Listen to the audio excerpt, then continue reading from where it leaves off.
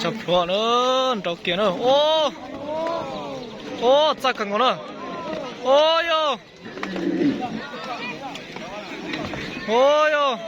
ôi yo chắc cần nữa tụi đau rồi nè đi đâu là cái chỉ lại nè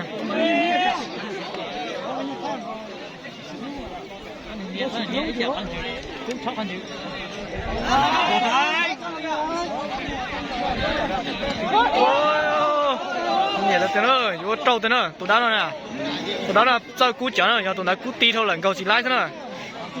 tụi nó sao cú ti thì cho nữa, ôi yo, tụi đó nó giờ tiền cú sao tiền này nó cho nữa, ôยังkia nữa,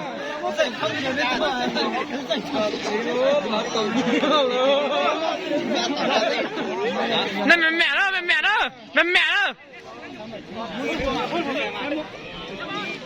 Mua tiền nhỉ chỉ có khiến đi trong tụi bé mua anh đi ra cái bé à? Đi ra cái bé chỉ cho đấy.